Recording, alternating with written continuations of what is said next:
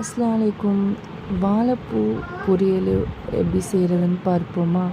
வாழைப்பூ நல்லா க்ளீன் பண்ணி எடுத்துகிட்டு சோறு ஆக்கின கஞ்சி வடித்த தண்ணி இருந்துச்சு, அதில் போட்டு நல்லா கொதிக்க வச்சு எடுத்துக்கிட்டேன். அதை நல்லா வடித்து ஒரு ஓரமாக எடுத்து வச்சுட்டு ஒரு பேனில் வச்சு பேன் தண்ணிலாம் இல்லாமல் நல்லா சூடு பண்ணிக்கோங்க.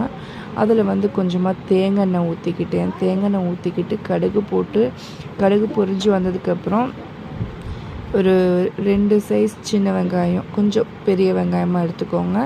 எடுத்துகிட்டு அதை நல்லா ஸ்லைஸாக கட் பண்ணிவிட்டு அதையும் அதில் போட்டுக்கோங்க. எண்ணெயில் கொஞ்சம் ஒரு 2-3 பல் பூண்டும் கட் பண்ணி போட்டுக்கிட்டே ஒரு 3 காஞ்ச மிளகாய் போட்டு நல்லா வதக்கி விட்டு அதில் கொஞ்சமாக உப்பு போட்டு வதக்கிக்கோங்க. அதுக்கப்புறமேட்டு நம்ம வடித்து வச்சுருந்த வாழைப்பூ இருக்குல்ல, அதையும் கொட்டி நல்லா பெரட்டி விட்டுக்கோங்க. கொஞ்சமாக மஞ்சள்தூள் போட்டு நல்லா பெரட்டி விட்டுக்கோங்க.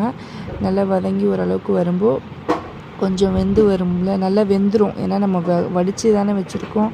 வெந்ததுக்கப்புறம் நம்ம என்ன பண்ணணும்னா அதில் ஒரு முட்டையை உடச்சி போட்டு நல்லா வதக்கி விட்டு இப்படி சாப்பிட்டு பாருங்கள். சூப்பராக இருக்கும். உடம்புக்கு ரொம்ப ஹெல்த்தானது.